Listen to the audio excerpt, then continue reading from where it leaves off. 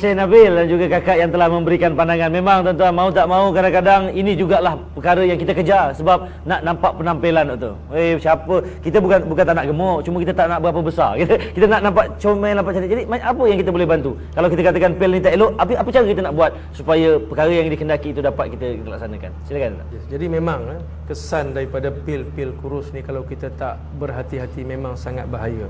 Sebab itulah Kementerian Kesihatan memantau aktiviti-aktiviti penjualan pil-pil yang disebut sebagai pil kurus ini, terutama yang datang daripada luar. Kerana kebanyakannya dapat memberikan kesan buruk, kesan sampingan, sama ada kegagalan buah pinggang, kencing berdarah seperti mana disebut oleh kakak tu tadi. Ini semua dapat memudaratkan manusia. Sebab itu jangan sekali-kali ambil jalan pintas. Kerana sebenarnya kita nak gemuk dulu pun ambil masa. Bukan sehari sekilo tambah dah.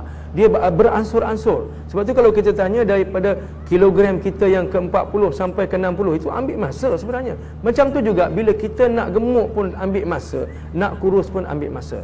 Sebab itu apa yang paling berkesan pada menguruskan badan, kita buat macam mana yang Rasulullah ajar. Kata Nabi, di antara perkara yang kami buat ma'asyiral anbiya, itu amalan-amalan mereka ialah as-saum, iaitulah alaikum bis-saum, hendaklah kamu sentiasa berpuasa. Itu amalan yang baik.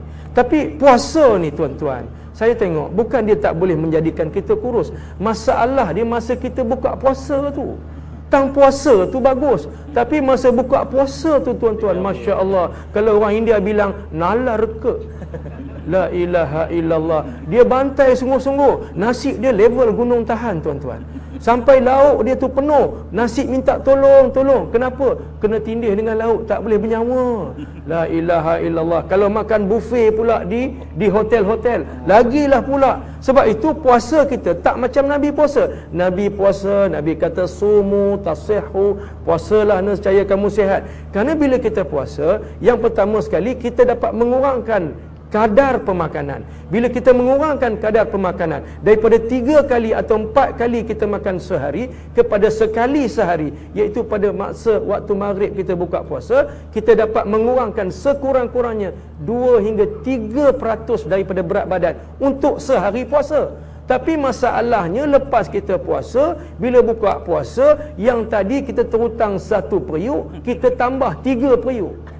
Ini jadi masalah. Sebab itu Nabi makin puasa makin sihat, kita makin puasa makin penat. Ini masalah dia. Saya tengok pesakit saya sendiri. Sebelum puasa dia Masya Allah 80 kilo. Bila mari lepas puasa, hari raya, saya tengok lepas 30 hari dia puasa, saya terkejut. Sebab penimbang saya tu naik sampai kosong. Saya tanya, kenapa tak naik-naik penimbang ni? Rupanya tuan-tuan, dia pusing satu pusingan daripada 0 ke 120. Masya Allah, rupanya tambah 40 kilo dalam masa 30 hari. Inilah masalah dia. Kenapa? Kerana cara pemakanan, cara penyelesaian kita, cara kita buka puasa tak macam mana yang Nabi ajar, menyebabkan akhirnya puasa tak dapat mencapai matlamat kesihatan. Terima kasih.